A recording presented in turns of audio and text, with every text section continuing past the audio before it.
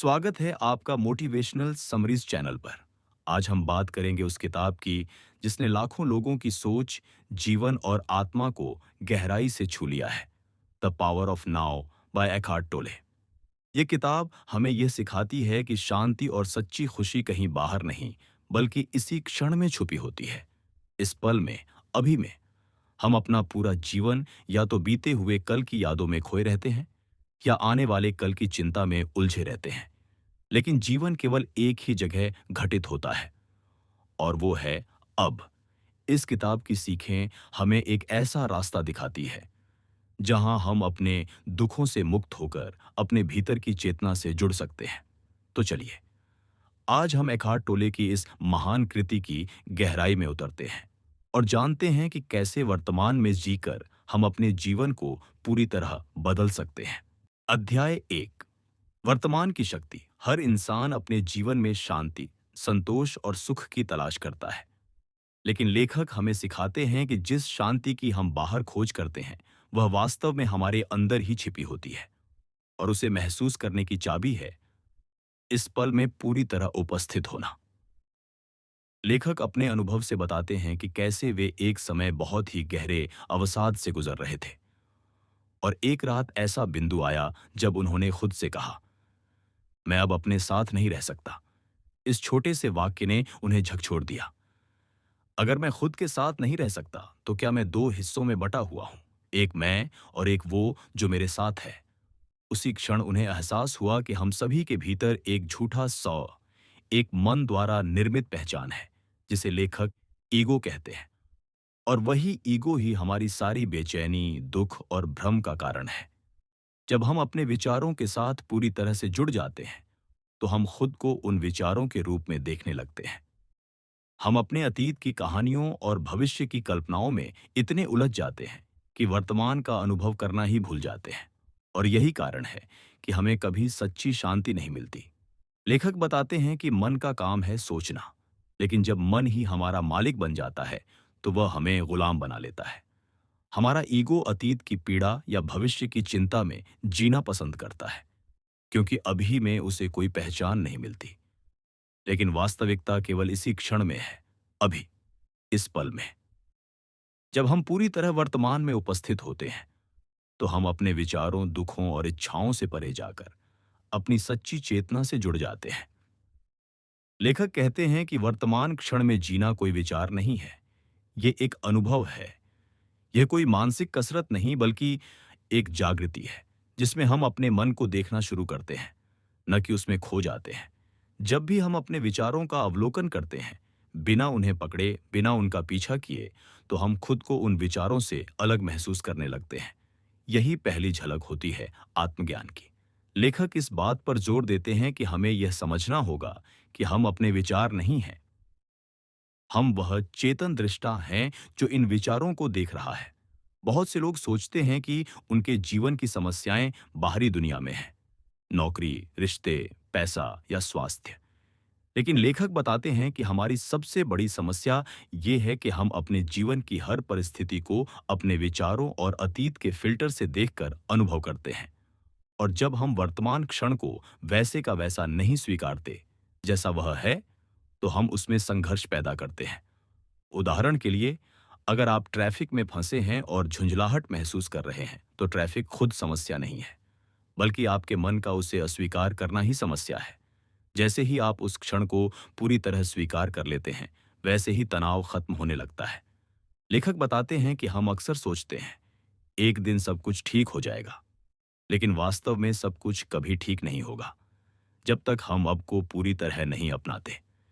यही कारण है कि हम अपने जीवन में स्थायी सुख नहीं पाते, क्योंकि हम या तो अतीत की यादों में उलझे रहते हैं, या भविष्य के डर या इच्छाओं में खोए रहते हैं। इस दौड़ में हम जीवन को जीना ही भूल जाते हैं। वर्तमान में जीने का मतलब ये नहीं कि हम भविष्य की योजना न बनाएं या अतीत से कुछ न सीखें, बल्कि इसका मतलब है कि हम उन पलों में नहीं उलझे रहें। हम जब चाहें तब योजना बना सकते हैं, लेकिन वो भी तभी संभव है जब हम अभी में पूरी तरह से सजग हों। लेखक कहते हैं कि सिर्फ वर्तमान ही एकमात्र ऐसी जगह है जहां जीवन घटित होता है। बाकी सब केवल स्मृतियां या कल्पनाएं हैं। और यही वह मूल मंत्र है जो आत्मिक रूप से जागरूक इंसान को एक सामान्य इंसान से अलग बनाता है। इस पहले अध्याय में लेखक हमें यह समझाने की कोशिश करते हैं कि अगर हम अपने मन के विचारों और ईगो की गिरफ्त से बाहर निकलना चाहते हैं, तो हमें अभ्यास करना होगा, अपने भीतर की शांति को खोजने का, बिना किसी शोर के। यह यात्रा आसान नहीं होती, क्योंकि मन हमेशा व्यस्त रहना चाहता है। लेकिन जैसे ही हम थोड़ी देर के लिए शांत होकर सिर्फ अभी में जीने का प्रयास करते हैं, वैसे ही एक नई ऊर्जा का अनुभव होता है। और यही वह अनुभव है जो जीवन की असली शक्ति की ओर इशारा करता है। The power of now. अध्याय 2।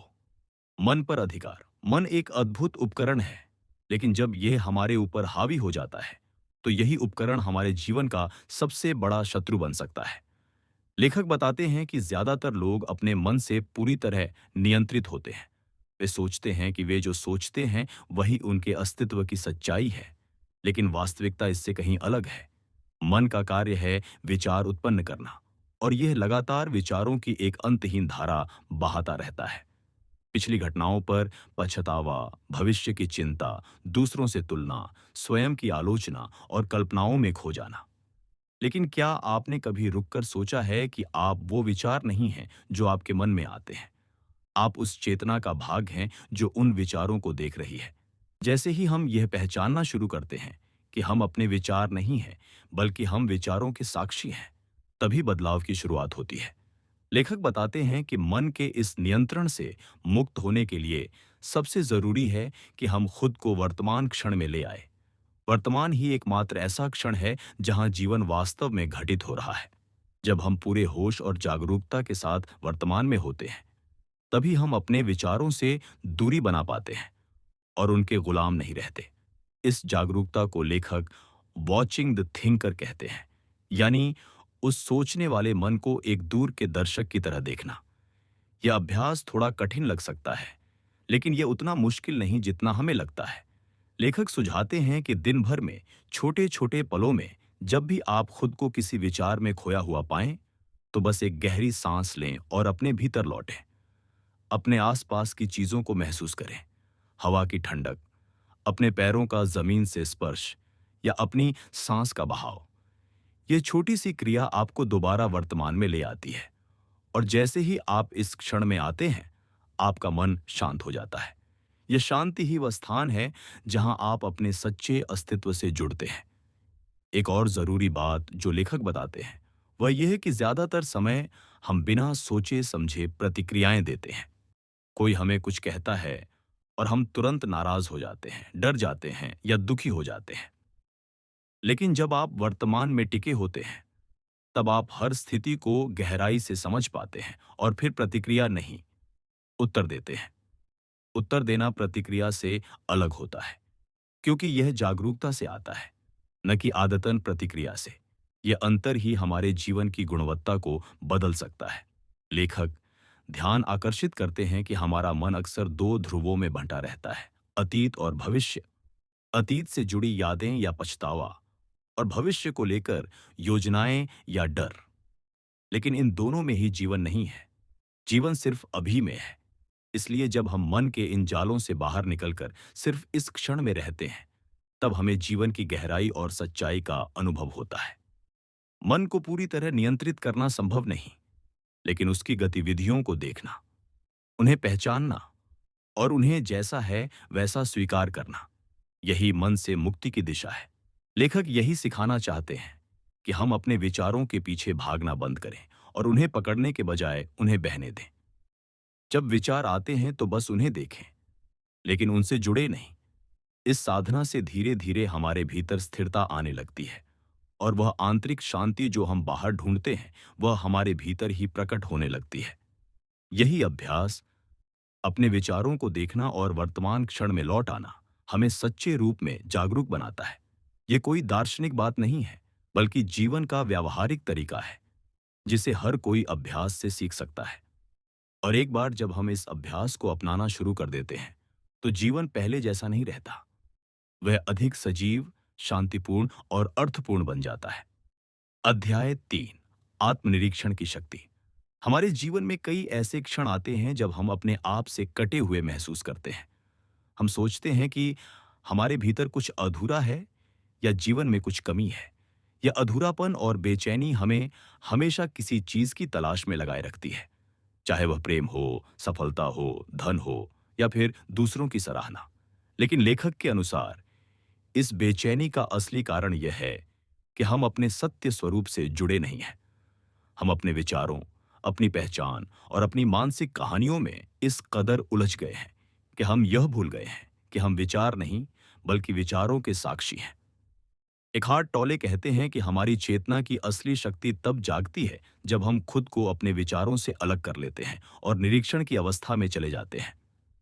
यह निरीक्षण कोई मानसिक विश्लेषण नहीं है, बल्कि यह एक शांत अवस्था है जिसमें आप बस खुद को देख रहे होते हैं, बिना किसी निर्णय या प्रतिक्रिया के। जब आप अपने विचारों को, अपनी भावनाओं को और अपने अंदर चल रही प्रक्रिया को बिना हस्तक्षेप के बस देखना शुरू करते हैं, तो आप यह अनुभव करने लगते हैं कि आप विचार नहीं हैं। आप एक चैतन्य उपस्थिति हैं जो इन सब का गवाह है। जब इंसान पहली बार अपने विचारों से परे जाकर सिर्फ मौन और जागरूकता में प्रवेश करता है, तो वह एक गहरे शांति के क्षण को महसूस करता है। यही शांति उसकी मूल प्रकृति है, वही जो बचपन में बिना किसी कारण के आनंद का अनुभव कराती थी। लेखक कहते हैं कि हम जीवन भर जो खोजते रहते हैं, वह सुख, वह तृप्ति, वह कहीं बाहर नहीं, बल्कि हमारे अंदर मौजूद है। लेकिन उसे पाने के लिए हमें यह समझना होगा कि हमारा मन एक औजार है, मालिक नहीं। और जब तक हम उसे अपना मालिक बनाए रखते हैं, तब तक हम उसके द्वारा उत्पन्न किए गए डर, चिंता और असुरक्षा में फंसे रहते हैं। इस अध्याय में लेखक ये भी स्पष्ट करते हैं कि अधिकतर लोग यह महसूस ही नहीं कर पाते कि वे अपने विचारों से पूरी तरह जुड़े हुए हैं। वे मानते हैं कि उनका सोच ही उनका वास्तविक अस्तित्व है। लेकिन जब आप ये समझ जाते हैं कि आप विचारों के परे भी मौजूद हैं, तब जीवन में एक क्रांतिकारी बदलाव आता है। ये बदलाव धीरे धीरे आता है, लेकिन यह आत्मज्ञान और मुक्ति की दिशा में पहला कदम होता है। जब आप अपनी अवचेतन मानसिक क्रियाओं को पहचानने लगते हैं, तो आप अपने व्यवहार, प्रतिक्रियाओं और पुराने पैटर्न्स को तोड़ने की शक्ति हासिल करते हैं। एक और महत्वपूर्ण बिंदु यह है कि आत्मनिरीक्षण की यह शक्ति सिर्फ व्यक्तिगत शांति के लिए नहीं, बल्कि समाज में भी परिवर्तन लाने की क्षमता रखती है। जब व्यक्ति खुद के भीतर शांति और संतुलन प्राप्त कर लेता है, तभी वह अपने आसपास के लोगों के लिए भी शांति का स्रोत बन सकता है।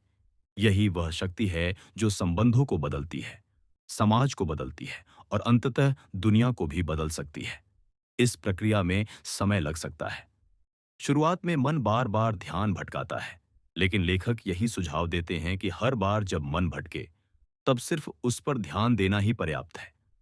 बस अपने अंदर चल रही गतिविधियों को देखना शुरू कीजिए, और उस देखने की प्रक्रिया में ही धीरे धीरे चेतना का प्रकाश फैलने लगेगा।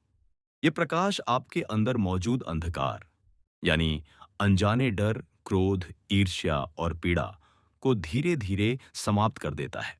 लेखक कहते हैं कि यह कार्य कोई बड़ा लक्ष्य नहीं है जिसे भविष्य में पाना है, बल्कि यह एक वर्तमान क्षण की साधना है।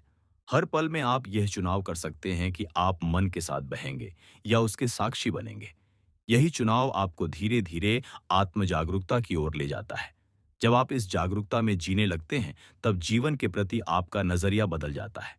आप हर अनुभव को अधिक गहराई से जीने लगते हैं और बाहरी परिस्थितियां आपकी आंतरिक शांति को प्रभावित नहीं करती। इस अध्याय का सार यह है कि आत्मनिरीक्षण की शक्ति ही वह कुंजी है जो हमें वर्तमान क्षण से जोड़ती है और मन के भ्रम से बाहर निकालती है। यही वह द्वार है जिससे होकर हम अपने सच्चे स्वरूप, शांति और पूर्णता की ओर बढ़ सकते हैं। अध्याय 4, शरीर, मन और चेतना। शरीर, मन और चेतना, ये तीनों हमारी अस्तित्व की जटिल परतें हैं। अधिकतर लोग अपने शरीर को ही स्वयं समझ बैठते हैं या फिर अपने विचारों को ही अपनी पहचान मान लेते हैं। लेकिन लेखक बताता है कि यह धारणा ही सबसे बड़ी बाधा है आत्मज्ञान की राह में। शरीर केवल एक माध्यम है, एक वाहन है आत्मा के लिए, और मन, जिसे हम सोचने और विश्लेषण करने के उपकरण की तरह उपयोग करते हैं, असल में एक शक्तिशाली सेवक हो सकता है। यदि वह हमारे ऊपर शासन न करे। लेकिन अधिकतर मामलों में यही मन हमारा मालिक बन बैठा है। हम उसमें फंसे रहते हैं, उसके विचारों में उलझे रहते हैं और उसके द्वारा गढ़े गए काल्पनिक भय और अपेक्षाओं में जीते हैं।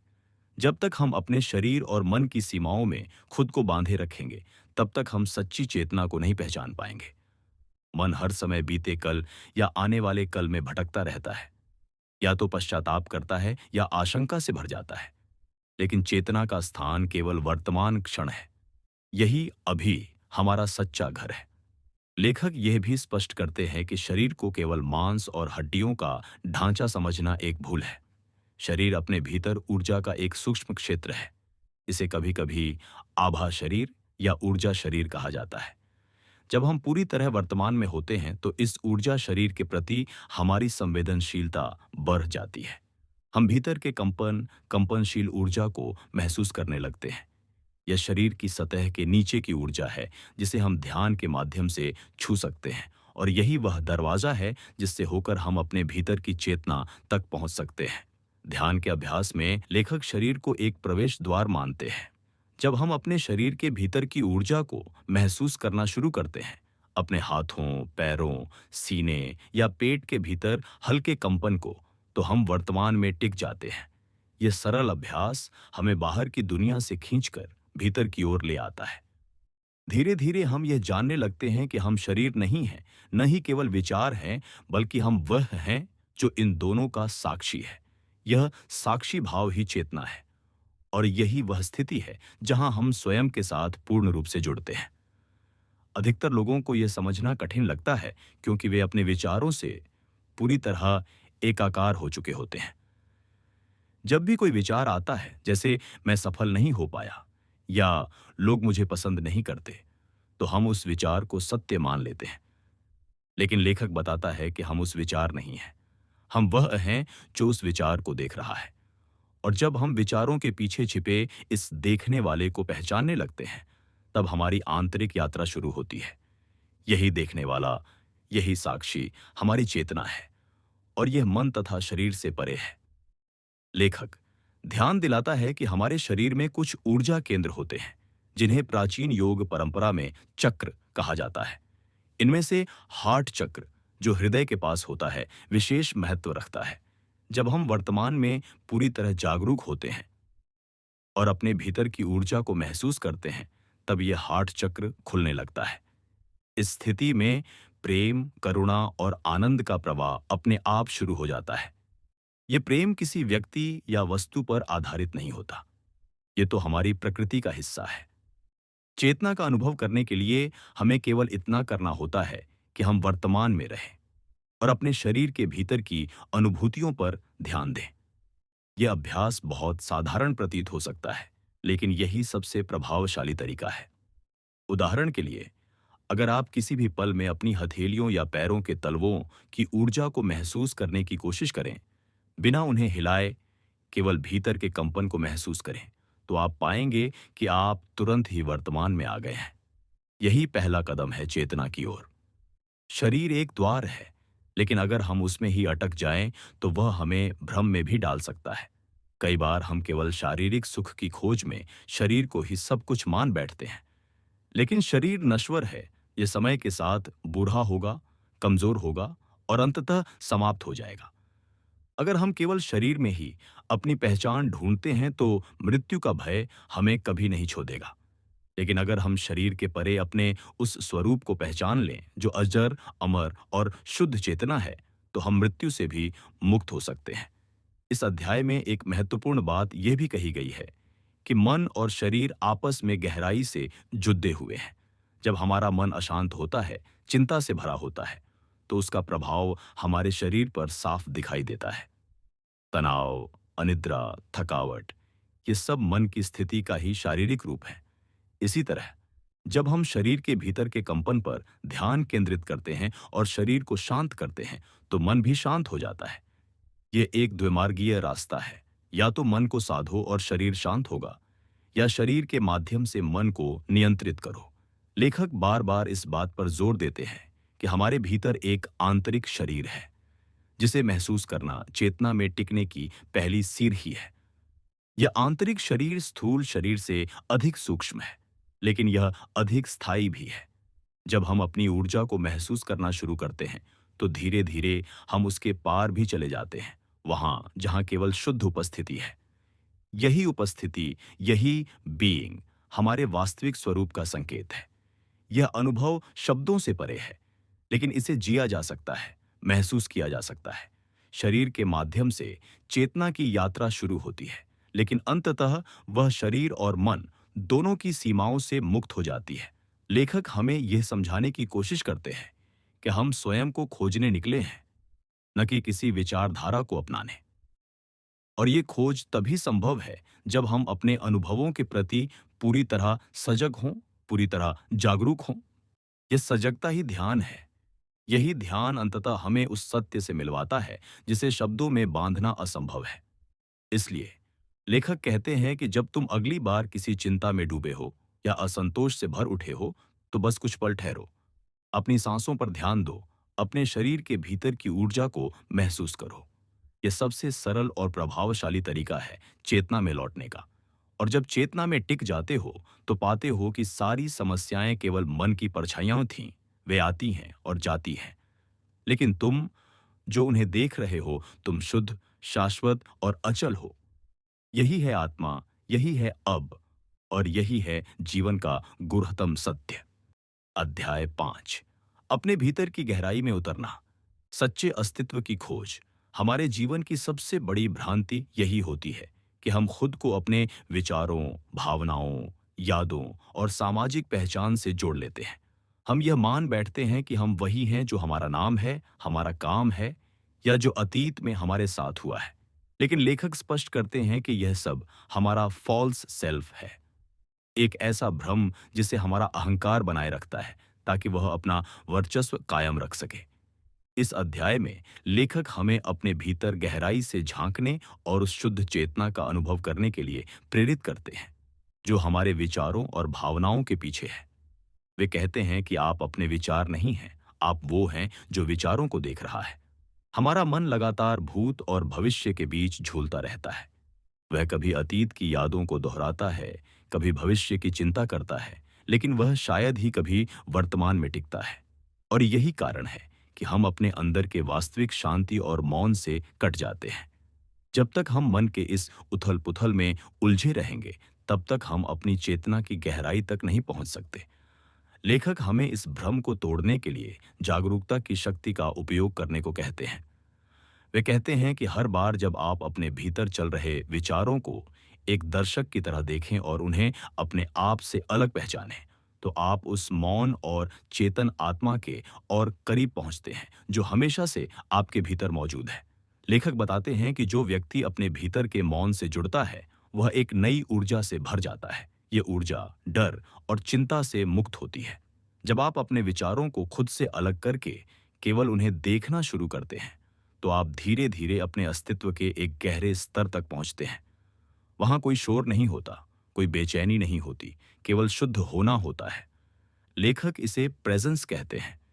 ये प्रेजेंस ही असली आप हैं, न कि वो व्यक्ति जिसे आपने सामाजिक पहचान और अतीत के अनुभवों से गढ़ा है। यहाँ लेखक एक बहुत ही रोचक बात कहते हैं, पेन बॉडी। ये एक ऊर्जा संरचना है जो हमारे भीतर उन सभी अव्यक्त पीड़ाओं और दुखों से बनी होती है जिन्हें हमने वर्षों तक दबा कर रखा है। जब हम चेतन नहीं होते, जब हम वर्तमान में नहीं होते, तो यह पेन बॉडी सक्रिय हो जाती है और हमारे मन पर अधिकार कर लेती है। वह हमें पुरानी पीड़ाओं को दोहराने पर मजबूर करती है, हमें गुस्से में, डर में या दुख में डुबो देती है और हमें यकीन दिला देती है कि यही हमारी सच्चाई है। लेकिन लेखक कहते हैं कि जब आप पूरी जागरूकता से पेन बॉडी को देखना शुरू करते हैं, तो वह धीरे धीरे अपनी ताकत खोने लगती है। वह केवल तब तक ताकतवर है जब तक आप अनजाने में उसके साथ एकात्म महसूस करते हैं। लेखक ये भी बताते हैं कि हम अक्सर अपने शरीर को भी मैं मान लेते हैं, लेकिन शरीर केवल एक वाहन है, एक माध्यम है। सच्चा मैं तो वो चेतना है जो इस शरीर का उपयोग कर रही है। जब हम शरीर से अधिक गहराई में उतरते हैं, तब हमें एक शांत, स्थिर, अपरिवर्तनीय चेतना का अनुभव होता है। यह वही चेतना है जो बचपन से अब तक हर पल हमारे साथ रही है। वही मैं जो समय से परे है, अनुभवों से परे है। इस गहराई तक जाने के लिए लेखक एक बेहद सरल लेकिन शक्तिशाली साधना सुझाते हैं।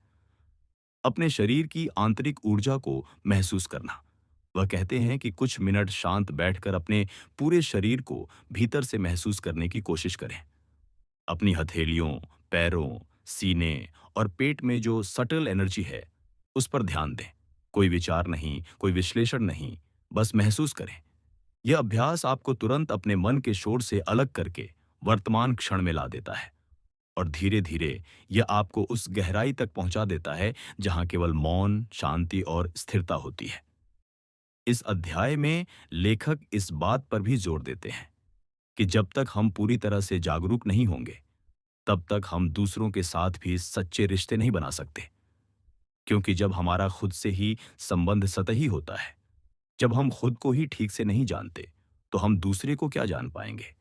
लेकिन जब हम अपने भीतर की शांति, मौन और चेतना से जुड़ जाते हैं, तब हमारे रिश्ते भी गहरे, सच्चे और प्रेमपूर्ण हो जाते हैं।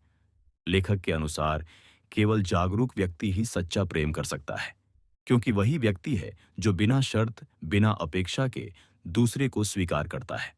इस जागरूकता की अवस्था को प्राप्त करना कोई एक बार का कार्य नहीं है। यह एक सतत अभ्यास है। लेखक कहते हैं कि हर बार जब आप अपने विचारों के पीछे के देखने वाले को महसूस करते हैं, हर बार जब आप पेन बॉडी को पहचान कर उसके प्रभाव से बचते हैं, हर बार जब आप केवल अपनी सांस को महसूस करते हुए मौन में डूब जाते हैं, आप उस चेतना के और करीब पहुंचते हैं जो हमेशा से आपके भीतर थी। यह यात्रा बाहर की नहीं, भीतर की है। और यही सबसे सुंदर यात्रा है, स्वयं की यात्रा। लेखक ये भी समझाते हैं कि जीवन की हर परिस्थिति, हर चुनौती एक अवसर होती है अपने भीतर उतरने का, जागरूक होने का। जब आप किसी नकारात्मक भावना को महसूस करें, तो उससे लड़ने के बजाय बस उसे महसूस करें, उसे स्वीकारें, उसका गवाह बने। जैसे ही आप किसी भावना को पूरी तरह स्वीकार करते हैं और उसमें मौजूद होते हैं, वह भावना आप पर से अपना नियंत्रण खो देती है। यही स्वीकृति, यही उपस्थिति, यही जागरूकता आत्मा की शक्ति है। आखिर में लेखक हमें याद दिलाते हैं कि हम जो कुछ भी खोज रहे हैं, शांति, प्रेम, आनंद, मुक्ति, वह सब हमारे भीतर है, इस वर्तमान क्षण में है। हमें कहीं बाहर जाने की जरूरत नहीं, कुछ नया पाने की जरूरत नहीं। बस जागरूक होना है, अपने विचारों और अहंकार से हटकर उस मौन को महसूस करना है जो हमें हर पल बुला रहा है।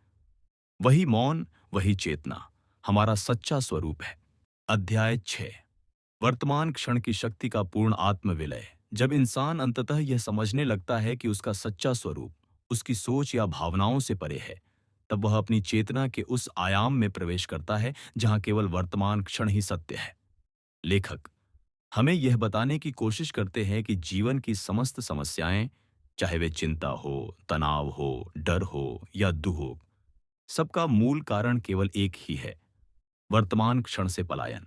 इंसान हमेशा या तो अतीत में रहता है या भविष्य की कल्पना में उलझा रहता है, लेकिन जीवन तो केवल वर्तमान में ही घटित हो रहा है। जब हम इस बात को गहराई से समझते हैं, तभी सच्चे अर्थों में जागृति शुरू होती है। लेखक कहते हैं कि मन की सबसे बड़ी आदत है समय के भ्रम में जीना। मन को समय में रहना पसंद है क्योंकि तभी वह खुद को दोहराता है, अपनी पहचान को मजबूत करता है और दुख, क्रोध, पछतावे या अपेक्षाओं के माध्यम से अस्तित्व महसूस करता है। लेकिन जब हम वर्तमान क्षण में पूर्ण रूप से उपस्थित हो जाते हैं, तब मन की यह सत्ता टूटने लगती है। उस क्षण व्यक्ति को यह अनुभव होता है कि वह अपनी सोच नहीं है, वह तो केवल देखने वाला है। वह चेतन साक्षी है जो सब कुछ देख रहा है। इस अध्याय में लेखक एक गहरी बात कहते हैं। हर बार जब तुम पूर्ण रूप से वर्तमान में आ जाते हो, तुम अपने भीतर ईश्वर को महसूस करते हो। इसका अर्थ यह है कि जब कोई व्यक्ति पूरी तरह से अभी में आ जाता है, ना कोई विचार, ना कोई डर, ना कोई अपेक्षा, तब वह ब्रह्मांडीय ऊर्जा से जुड़ जाता है, जिसे हम ईश्वर, अस्तित्व या शुद्ध चेतना कहते हैं। यही वह अनुभव है जहां व्यक्ति को शांति, प्रेम और आनंद की अनुभूति होती है, जो बाहरी दुनिया कभी नहीं दे सकती। लेकिन यह इतना आसान नहीं होता। वर्षों की सोच की लत इतनी गहरी होती है कि हम बार बार अतीत या भविष्य की ओर भागते हैं। लेखक बार बार कहते हैं, अभी में लौट आओ। जब भी तुम्हारा मन दौड़ने लगे, खुद से पूछो, इस पल, अभी, क्या कोई समस्या है? और तुम पाओगे कि इस क्षण में कोई संकट नहीं है। सारी समस्याएं या तो बीते समय की हैं या आने वाले समय की। वर्तमान क्षण हमेशा शांत होता है और यही सच्ची मुक्ति है। लेखक यह भी समझाते हैं कि मनुष्य की पीड़ा का एक बड़ा कारण है उसकी पहचान, अर्थात उसका अहंकार। यह अहंकार हर समय खुद को साबित करने की कोशिश करता है। दूसरों से बेहतर दिखने में, संपत्ति इकट्ठा करने में, भविष्य की योजनाओं में या अपने दुख को पकड़कर रखने में। लेकिन जब व्यक्ति वर्तमान में पूरी तरह डूब जाता है, तब यह अहंकार धीरे धीरे पिघलने लगता है। उस समय वह व्यक्ति अपने जीवन में पहली बार मैं और मेरा के भ्रम से मुक्त होता है और शुद्ध उपस्थिति का अनुभव करता है। अध्याय 6 में लेखक यह भी बताते हैं कि आत्म प्रेक्षण ही इस परिवर्तन का पहला चरण है। जब आप अपने विचारों और भावनाओं को बाहर से देखने लगते हैं, जैसे कोई तीसरा व्यक्ति देख रहा हो, तब आप उनमें उलझते नहीं हैं। धीरे धीरे यह दूरी बढ़ती जाती है और आपके भीतर एक स्थायी शांति का उदय होता है। लेखक यह स्पष्ट करते हैं कि यह कोई मानसिक अभ्यास नहीं है, बल्कि यह जीवन का एक अस्तित्वगत अनुभव है। यह कोई तकनीक नहीं है, बल्कि यह आपकी चेतना की सहज स्थिति है, जिसे केवल जागकर अनुभव किया जा सकता है। एक अन्य महत्वपूर्ण बिंदु यह है कि जब व्यक्ति वर्तमान क्षण में रहना सीख जाता है, तब उसके भीतर करुणा और प्रेम अपने आप उत्पन्न होते हैं, क्योंकि वह अब दूसरों को उनके व्यवहार से नहीं, बल्कि उनके भीतर की चेतना से जोड़कर देखता है। वह जान जाता है कि हर व्यक्ति एक ही स्रोत से आया है, बस भ्रमों में फंसा है। इसलिए वह अब दूसरों को बदलने की कोशिश नहीं करता, बल्कि केवल उन्हें स्वीकार करता है, क्योंकि उसने खुद को स्वीकार कर लिया होता है। इस अध्याय के अंत में लेखक हमें यह बात सिखाते हैं कि आत्म जागृति कोई लक्ष्य नहीं है जिसे भविष्य में पाया जा सकता है। यह कोई ऐसा मुकाम नहीं जहां आप पहुंचते हैं, बल्कि यह उस क्षण शुरू होता है जब आप यह निर्णय लेते हैं कि अब मैं वर्तमान में जीऊंगा। यह एक सतत अभ्यास नहीं, बल्कि एक समर्पण है। और जब यह समर्पण घटित होता है, तब आप पाते हैं कि जीवन की हर स्थिति, हर परिस्थिति, हर व्यक्ति अब आपको पीड़ा नहीं देते। वे केवल आपको और अधिक सजग बनाते हैं। लेखक यह भी कहते हैं कि सच्चा जीवन तभी शुरू होता है जब आप अपने भीतर की आंतरिक जगह को पहचान लेते हैं। वह जगह जहां कोई सोच नहीं है, कोई विरोध नहीं है, कोई द्वंद्व नहीं है। वह शांत जगह ही सच्चा स्व है। वहीं से प्रेम, करुणा, रचनात्मकता और आनंद का जन्म होता है। और यह सब केवल तभी संभव होता है जब आप खुद को विचारों से अलग करके केवल होने की स्थिति में आते हैं। अंततः यह अध्याय हमें इस बात की याद दिलाता है कि जीवन एक यात्रा नहीं है जिसे तय करना है, बल्कि एक पल है जिसे पूरी तरह से जीना है। और जब आप उस पल को जी लेते हैं, तभी आप सच्चे अर्थों में स्वतंत्र हो जाते हैं, डर से, दुख से, अपेक्षा से और अंततः खुद के बनाए हुए मानसिक कारागार से। अगर आपको हमारी ये ऑडियो बुक पसंद आई तो चैनल को लाइक, शेयर और सब्सक्राइब करें। इसी तरह की और प्रेरणादायक किताबों की समरीज के लिए जुड़े रहिए मोटिवेशनल समरीज चैनल के साथ।